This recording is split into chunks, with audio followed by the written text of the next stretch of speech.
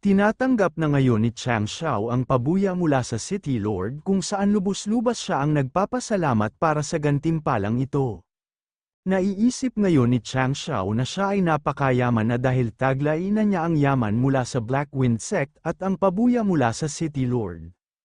Pinapasalamatan ng City Lord kay Qiao Yu alang-alang sa mga taong nakatira sa Qinyang City para sa kanyang pagwawasak sa Black Wind Sect na nagdulot sa kanila ng napakaraming problema sa mga nagdaang mga taon. Binabati na rin ngayon si Chang Xiao ng system sa kanyang pagkumpleto ng side task na nagbibigay sa kanya ng 10 contribution value points. Bago pa man makapagsalita pa ang City Lord ay tumatalikod na si Chang Xiao at sinasabing hindi na niya kailangan pa siyang pasalamatan dahil bilang isang binata mula sa Qinyang City ay trabaho niya ang linisan ang mga basura mula rito. Nagbibigay ngayon ng babala ang City Lord na ngayon na pinatay ni Chang Xiao ang dalawa sa mga elder ng Spring Water Sect ay nagiging masuhol na kalaban na siya ng sekta. Pinapaliwanag naman ni Chang Xiao na alam niyang hindi nila siya tatantanan kahit na hindi niya ginawa ang pagpatay sa dalawang siraulo. Nagpapatuloy naman sa pagbibigay ng kanyang mga babala ang City Lord at sinasabi na ang Spring Water Sect ay sinusuportahan ng Holy Spring Sect kaya naman hindi sila maapektuhan at makikipag-away kung mali man o tama ang ginawa ni Chang Xiao. Hindi naman masyadong pinapakialaman ni Chang Xiao ang mga babalang ito at kamakaway na lang sa City Lord habang sinasabi na hindi siya takot sa kahit ano at kung mangangahas man sila na hamanin siya ay siguraduhin niyang papatayin niya silang lahat. Nagpapatuloy naman na si Chang Xiao at nakakaalis na mula sa mansyon ng City Lord pinapanood siya na umaalis. Nang maintindihan ang kanyang alagad na kalis na si Chang Xiao ay lumalapit siya sa kanyang pinuno. Ang lalaking ito ay isa sa mga tagapagsubaybay ng City Lord na kasuot ng puro itim na kasuutan mula ulo hanggang paa. Ipinapaalam niya sa City Lord na kung husgahan mula sa kanyang mabilis na footwork, malaki ang tsansa ang Black Wind Sect nga ay sinira ng nag-iisang lalaking ito. Mula sa kumpirmasyon ng kanyang kasama ay napapagtanto na lang ng City Lord na hindi mabuking ang kanyang tunay na kapangyarihan ay inimbento ni Chang Xiao ang tungkol sa pagsasanib sa kanya ng kanyang mga ninuno. Tumatawa naman ngayon ang City Lord dahil baka inaakala ni Chang Xiao na siya ay kasing mangmang ng isang batail na rin sa kanyang balat na hindi bumabagay sa kanyang totoong edad. Kahit na nagsinungaling pa sa kanya si Chang Xiao tungkol sa pagsanib ng kanyang mga ninuno ay hindi may kakailan na alam niya ang tungkol sa isang napakakamanghamanghang sinaunang teknik. Dahil dito ay maaaring nga ng kanyang sekta ay isang sinaunang sekta na may napakahabang kasaysayan.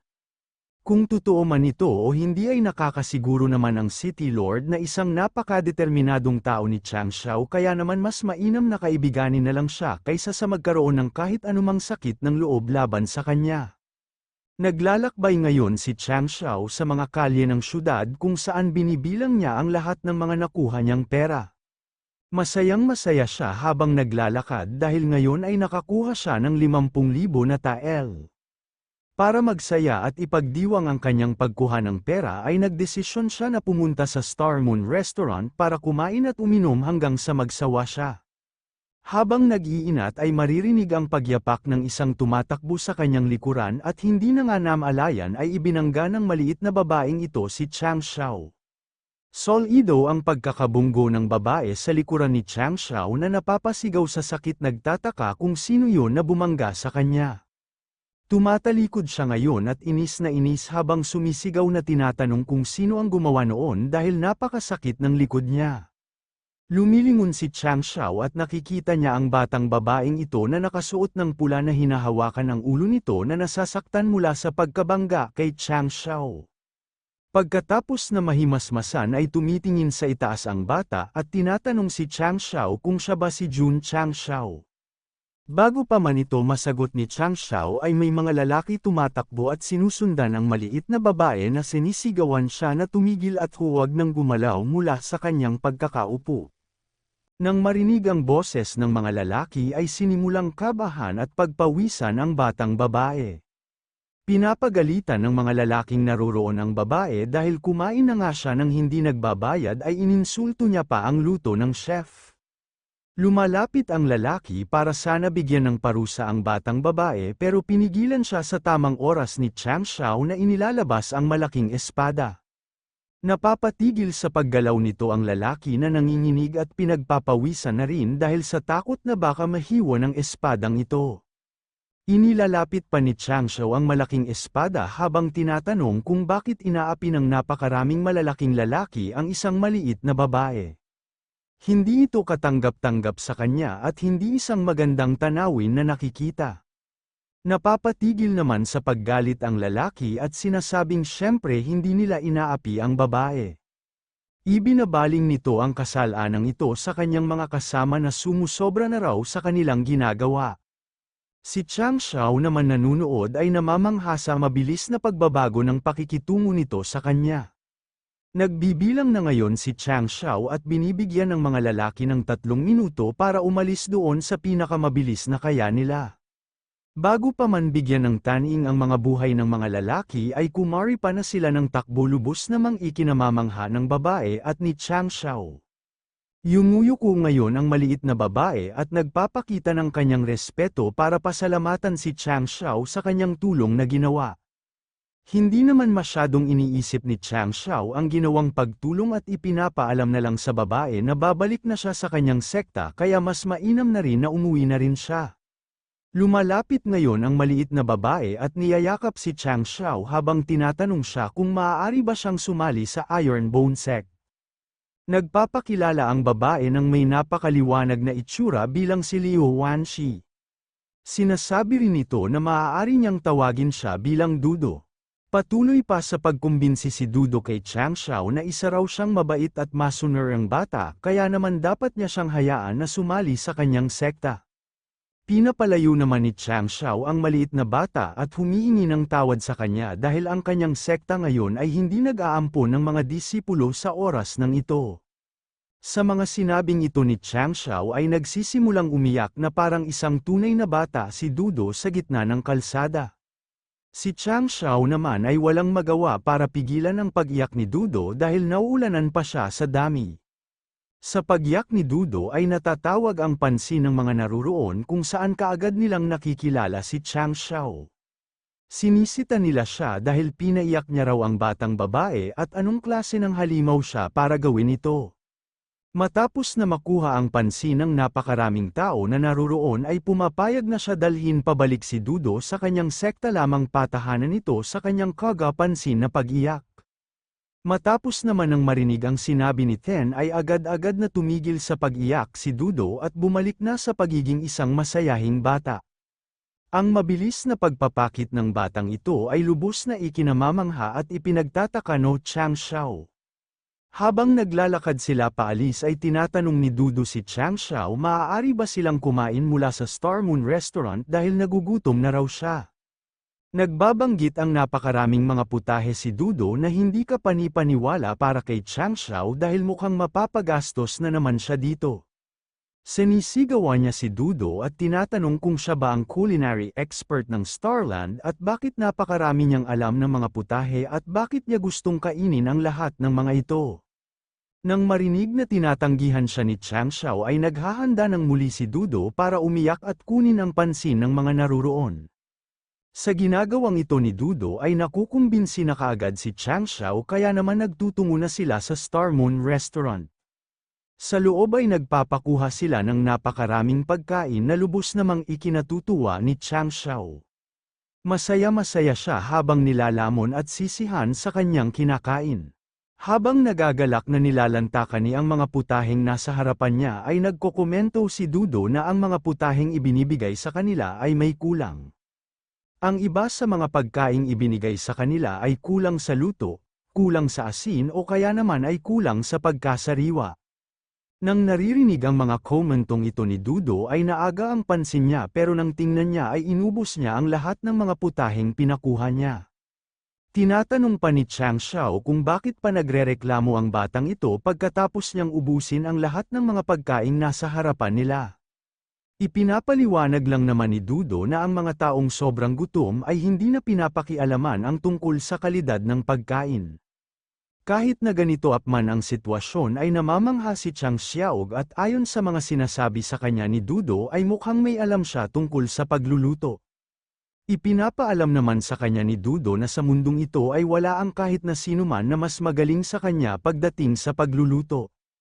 Ayon sa kanya ay alam niya ang lahat ng mga kasaanian sa pagluluto kagaya ng pag-stir fry, paggawa ng tinapay, paggigisa, pag-iihaw at marami pang iba. Kung ang mga chef daw ay mga o kagaya ng mga cultivator ay siya ituturing na isang master. Habang naririnig ito ay kaunting pagdududa si Chang Xiao kung ganun ba talaga kagaling ang batang ito.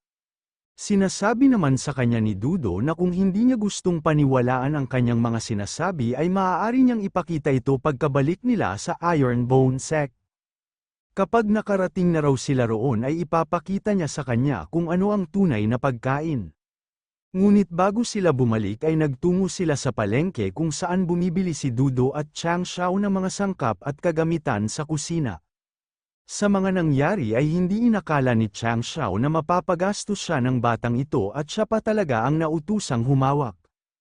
Si Dudo naman na ang nakatalaga sa pag-aasikaso sa lahat ng mga kinakailangan kung saan ipinapaalam niya kay Chang Xiao na maliban pa sa mga palayok, lutuan, banga, binhi, manok at baka na nabili nila mula sa palengke ay kinakailangan din nilang bumuo pagbalik nila sa sekta ng isang hardin para sa mga gulay, fish pond at kulungan ng mga hayop.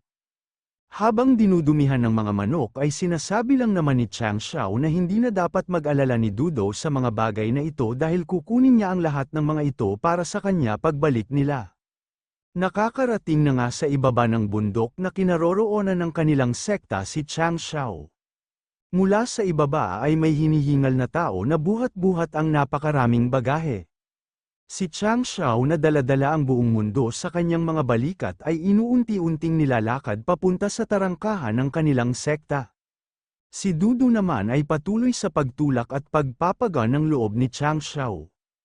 Nang nasa labas na siya ay sumisigaw siya sa kanyang mga disipulo para lumabas ang tulungan siya sa kanyang mga pinamili. Habang tinitignan ang kanilang tarangkahan ay may napapansin siya at nagtataka kung sino ang lalaking iyon na nasa harapan lang ng kanilang sekta. Mula sa loob ay tumatakbo ang kanyang mga disipulo at nagagalak na inaabangan ang kanyang pagbabalik.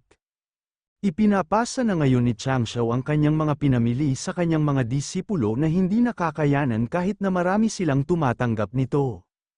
Tinatanong ngayon ni ang kanyang isipolo kung sino yun na nasa harap nila at kung naghahanap siya ng gulo.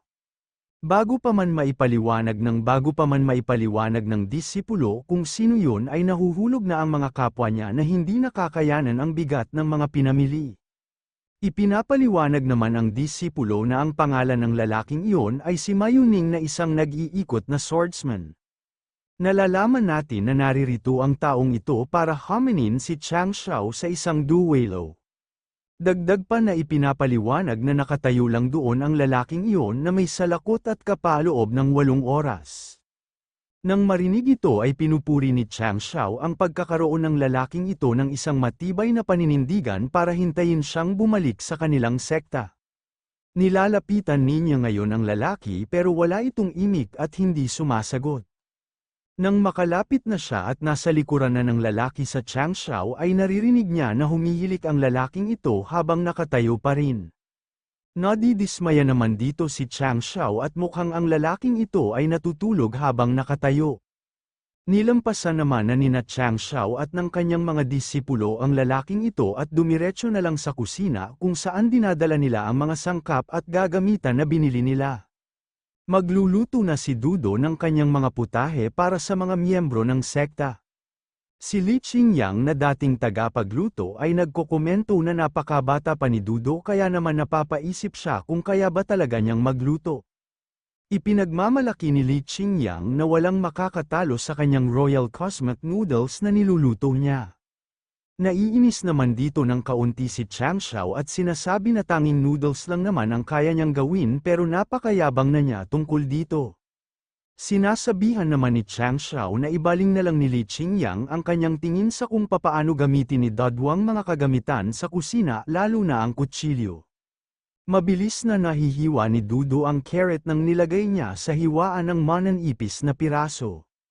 Sa ipinamamalas na kahusayan sa paggamit ng kutsilyo ay nagugulat si Li Qingyang na hindi inaasahan na ganito kalalim ang kaalaman ng batang ito pagdating sa paggamit ng mga kutsilyo. Nagluluto ng sari-saring mga putahe si Dudo kasali na ang fried rice at sinabawang lamang dagat. Matapos ng kanyang pagluluto ay tinatawag niya ang lahat ng mga naruroon para kumain na sila. Inilalapag ni Dudo ang napakaraming pagkain na kitakam-takam ang itsura sa lamesa. Nagsimulang kumain ang mga disipulo ng Iron Bone Sect ng mga pagkaing inihanda kung saan sinisimot nila ang bawat piraso na inihain sa kanila. Hindi mapigilan ang kanilang pagpuri sa kung gaano kasarap ang mga putahe na kinakain nila. Pati si Chang Xiao at Li Qingyang ay patuloy sa pagkain ng mga iniluto ni Dudo na nasa tabi lang naman at pinapanood ang kanyang mga sayang customer na nasisiyahan sa kanyang mga pagkain. Sinasabi sa kanya ni Chang Xiao na mas magaling pa siya kaysa sa chef ng Star Moon Restaurant na kinainan nila. Si Li Qingyang naman ay naiiyak habang kumakain ng noodles dahil pati ito ay napakasarap at hindi man lang may kukumpara sa ginagawa niya. Ipinagmamalaki namang inihahayag ni Dudo na ang chef ng Star Moon Restaurant ay isa lamang ordinaryong chef pero isa siyang senior cook na mas maraming alam. Ipinapangako pa niya na kapag nagawa niyang maabot ang isang mas mataas na level ay makakagawa siya ng pagkain na maaaring palakasin ang kanilang kapangyarihan. Nang marinig ang tungkol dito ay nakukuha ang atensyon ni Chang Xiao at tinatanong siya kung totoo ba ang sinasabi niyang epektong ito. Ngayon na natikman na ng Iron Bone Sect at ng kanilang sect leader ang mga pagkaing iniluluto ni Dudo ay nagtatanong na siya kung maaari ba siyang manatili sa kanilang sekta.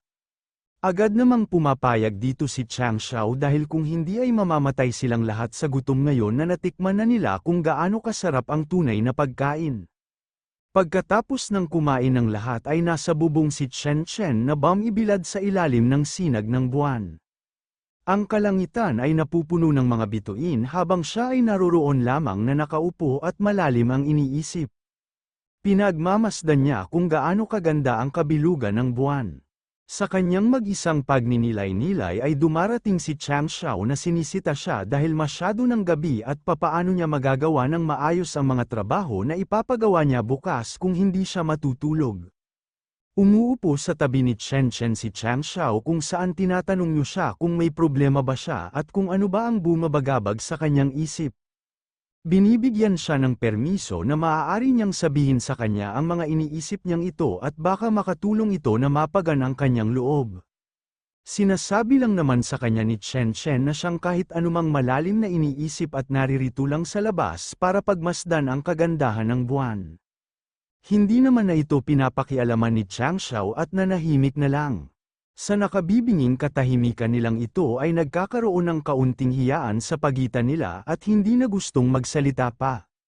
Para basagin ang katahimik ang ito ay pinapaalam ni Chen Chen kay Chang Xiao na si Liu Wanshi ay hindi isang ordinaryong batang babae. Ipinapaliwanag ni Chen Chen na ayon sa kanyang pagkakaalam ay tanging ang Uyang family ng Imperial City ng Chanyu ang may kakayahang gumawa ng pagkain na maaaring makapagpalakas ng kapangyarihan ng isang tao. Nang naririnig ang tungkol sa Imperial City ay isip ni Chang Xiao na mukhang napakalakas at napakaprestihiyoso naman ng pamilyang ito. Sinasabi naman ni Chang Xiao kay Chen Chen na ang apelyido ni Dudo ay hindi naman Uyang. Sinasabi lang naman ni Chen Chen na ang pangalan ng mga tao ay maaaring palitan. Sa sinabing ito ni Qian ay sumisingit si Chang Xiao at sinasabi na ginagawa ito ng mga tao para itago ang kanilang pagkakakilanlan kagaya ni Chen Chen. Nang marinig ito ay tumayo na lang si Chen Chen at naglakad papaalis habang ipinapaalam sa kanyang sect leader na aalis na ito. Bago pa man tuluyang makaalis si Chen Chen ay pinapaalalahanan siya ni Chang Xiao na mananatiling siya palagi ang first disipulo ng Iron Bone Sect kaya naman kung may mga kalaban siya ay hindi siya dapat magmadali sa kanyang mga aksyon at hindi rin siya dapat gumawa ng kahit anumang kamangmangan. Huminto dito si Chen Chen at pinag-isipan ng kaunti ang sinasabi ni Chang Xiao. Bigla-bigla na lang na pinapaalam sa kanya ni Chang Xiao na kung may problema man siya ay maaari niya siyang tulungan. Ang mga sinabing ito ni Chang Xiao ay nagpapabigla kay Chen Shen at hindi inaasahan ang alok na ito mula sa kanya. Namumula ng kaunti sa mga salita ni Chang Xiao si Chen Shen habang tinatanong kung ano ang ibig sabihin niya sa kanyang sinasabi. Bago pa man makapagpaliwanag si Chang Xiao ay umaalis na si Chen Shen na nag-iiwan sa kanya sa malamig na gabi. Ang naiwan na lang na maaari niyang gawin ay ang pagmasdan ang napakagandang buwan habang nakaupo sa bubong ng kanilang sekta. Kinabukasan ay iniikot ni Chang Xiao ng kanyang sekta at maligalig na kumakanta. Habang siya ay naglalakad-lakad, biglang tumutunog ang tarangkahan ang kanilang sekta at biglang may mabilis na dumadaang bahagi ng pinto nila sa harapan niya. Nabibitak ang isang bahagi ng tarangkahan ng kanilang sekta na lubos na ikinagugulat ni Chang Xiao. Mula sa labas ay tumatapak na ngayon sa tarangkahan ng sekta ang natutulog na si Raulo. Sa wakas ay nagigising na Tong Gagongta at nagpapakilala bilang si Ma Yuning na isang wandering swordsman. Formal niya ang ipinapahayag na naroroon siya para haminin ang sect leader ng Iron Bone Sect.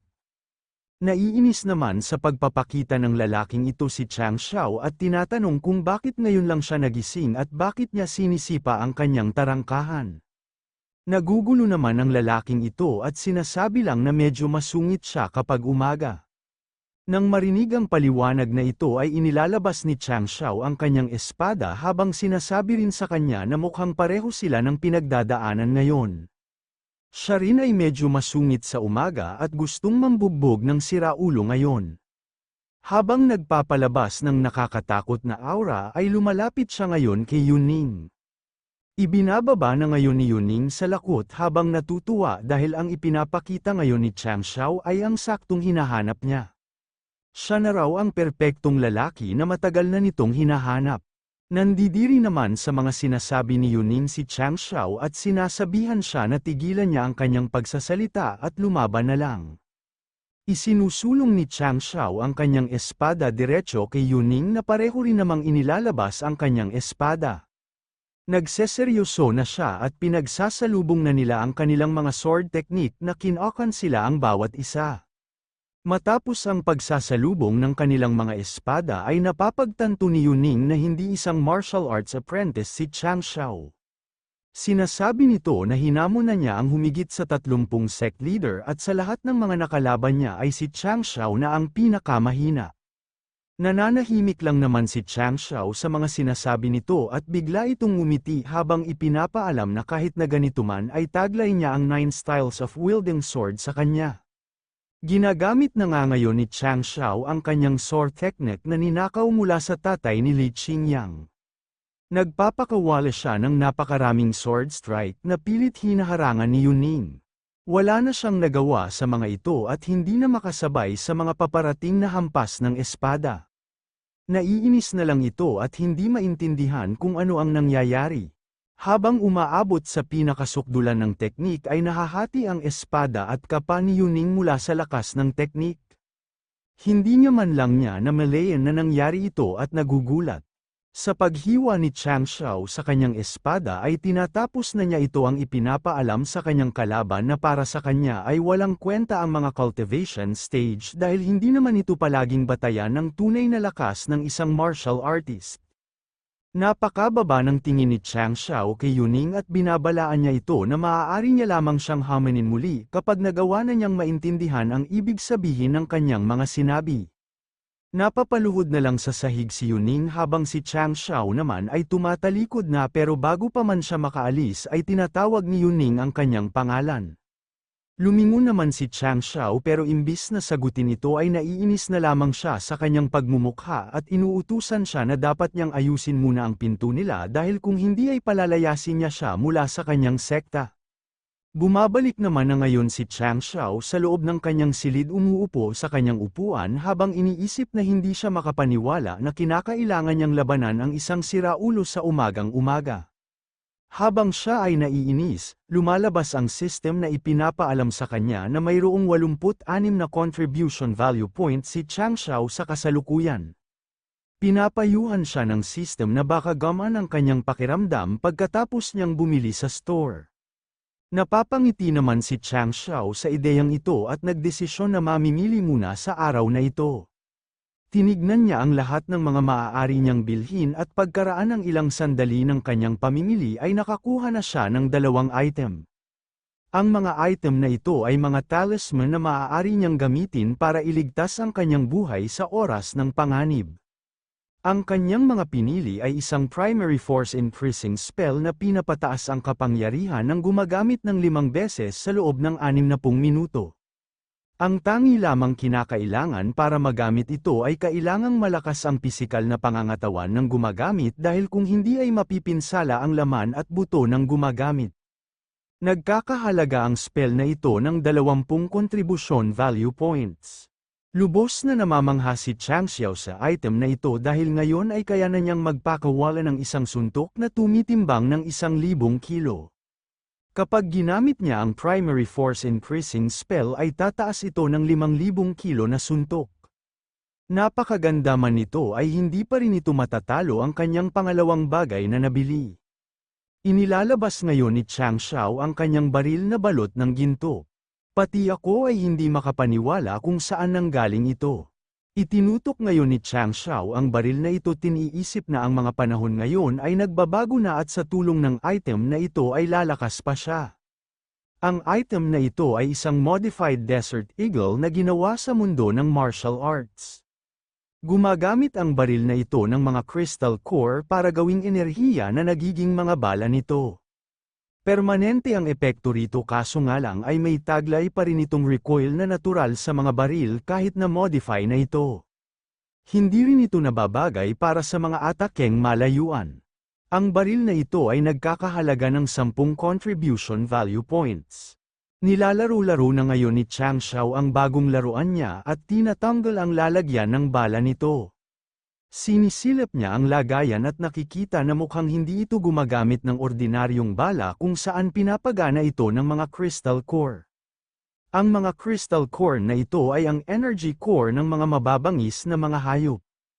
Kahit na ang mga pinakamababang kalidad na core nagkakahalaga ng 1,000 tael.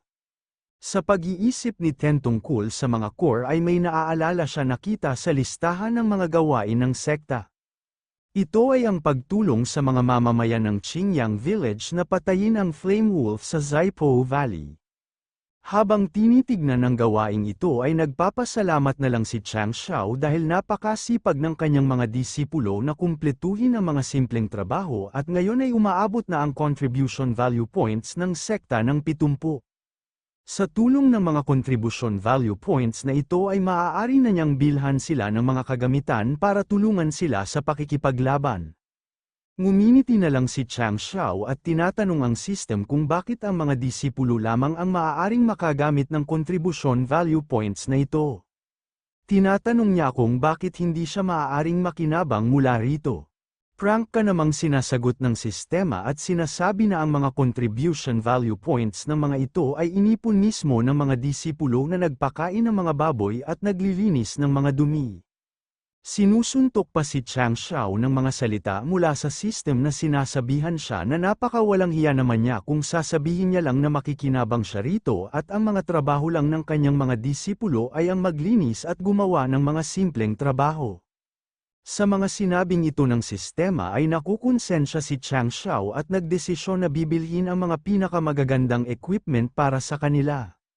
Sa loob ng Star Pavilion ay sumisigaw si Chang Xiao para kunin ang atensyon ni Li Qingyang. Pumapasok naman na ang 4 sa kanyang mga pinakamagagaling na disipulo. Sa pagpapatawag na ito ni Chang Xiao ay pinapapila niya silang lahat. Una niya ang tinatawag si Li Qingyang na binibigyan niya ng gantimpala para sa kanyang napakagandang ipinapamalas. Para dito ay binibigyan niya ang 4 na disipulo na nasa harapan niya ng tig-iisang energy gathering elixir.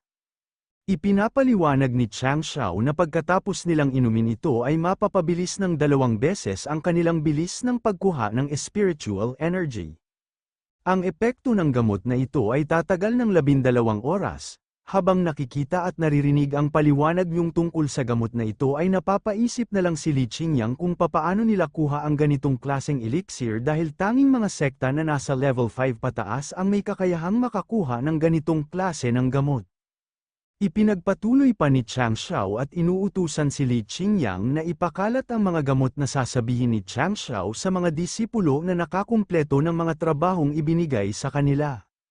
Ang bawat gamot na ito ay pangalan ng mga nagmamay-ari. Yumuyuko naman ngayon si Zuiji at sinasabi na hindi niya kailangan ang gamot na ito. Ipinapaliwanag niya na hindi pa niya naabot ang acupoint opening stage kaya naman hindi pa niya ito magagamit at hindi siya makakakuha ng spiritual energy. Ipinapaubaya na lang niya ang gamot na ito sa ibang disipulo na mangangailangan nito at maaaring makagamit. Tinatanggihan naman ni Chang Xiao ang pagtangging ito ni Zuiji habang sinasabi na palagi siyang patas sa kanyang mga disipulo kaya naman mas mainam na tanggapin na lang niya ang elixir. Ibang usapan na raw ang tungkol sa kanyang nasirang cultivation base dahil may iniisip na siyang plano tungkol dito. Nagpapasalamat naman si Zuiji sa ginagawang ito ng kanyang sect leader. Sumusunod namang binibigyan ni Chang Xiao kanilang gantimpala si Xiao Mu at Li Qingyang kung saan binibigyan niya sila ng karagdagang gantimpala sa anyo ng espada dahil sa kanilang napakagandang ipinamamalas. Para kay Li Qingyang ay ibinibigay ni Chang Xiao ang Junior Cold Sword S at ipinapaliwanag nag-gusto niyang kunin ito ni Li Qingyang dahil alam na niya at nakita ang tunay na kapangyarihan nito. Kumikinang naman ang mga mata ni Li Qingyang mula sa pabuya na nakukuha niya. Sunod naman na ibinibigay ni Chang Xiao kahoy na espada kay Xiao Mu dahil sa kanyang pagiging masipag at paggamit ng kaunti ng kanyang utak, kabaliktaran naman ang reaksyon dito ni Xiao Mu na nawawala ng gana matapos na sa kanya mapupunta ang kahoy na espada. Matapos na matanggap ito ay nagtataka siya at ipinapaalam pa rin ang kanyang pasasalamat pero tinatanong niya si Chang Xiao kung ano ang magagawa ng kahoy na espada ngayon. Inihahampas ni Xiao Mu sa ere ang kahoy na espada na tinatangkang pigilan ni Chang Xiao pero huli na ito. Sa isang hampas ng espadang iyon ay nahahati ang isa sa mga haligi ng silid na lubos na pinapanood na lamang ni Chang Xiao dahil wala itong magawa para pigilan ang nagawa ni Xiao Mu. Si Xiao Mu naman ay nanlulumo at nanginginig habang pinagpapawisan sa kanyang nagawa. Kapit na kapit siya sa espada at hindi makapaniwala sa kanyang nagawa. Ipinapaliwanag naman ni Chen Chen na mukhang ang kalidad ng kahoy na espada na iyon ay hindi baba kung ikukumpara sa isang superior na klase ng espada. Si Zuiji naman ay palihim na interesado at ninanais na magkaroon din ng ganon. Nadidismaya sa ginawang ito ni Xiao Mu si Chang Xiao at sinasabihan siya na dapat siyang mag-ingat kapag ginagamit ito. Lumilipat na ngayon ang usapan sa Qin at tinatawag si Chen Chen, Li Qingyang, at Xiao Mu dahil may ipapagawa siyang misyon sa kanila. Ipinapaliwanag ngayon ni Chang Xiao na sa labas ng Qingyang Village ay mayroong isang flame wolf na naghahasik ng lagim sa komunidad na ito. Ang kailangang gawin ng tatlong ito ay ang samahan siya para patayin ito. Nang marinig ang tungkol sa Flame Wolf ay nag-aalangan ng kaunti si Li Qingyang dahil isa itong mabangis na fire beast at ang lakas nito ay may kukumpara sa isang martial arts apprentice. Natatakot siya na hindi magiging madali para sa kanila na patayin ito. Pinapatahan naman sila ni Chang Xiao at sinasabihan na hindi dapat nila kailangang mag-alala dahil nga sa likod lang naman nila siya. Bago pa man matapos ang kanilang pagpupulong ay sinasabihan niya si Xiao Mu na pagkabalik nila mula sa misyon na ito niyang ayusin ang haligi na sinira niya dahil kung hindi ay siya ang ipapalit niya sa sinira niyang iyon.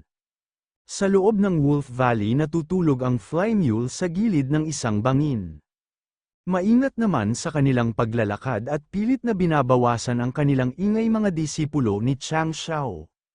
Sa pamumuno ni Li Qingyang ay tinuturo niya ang dapat na pagpwestuhan ng kanyang mga kasama.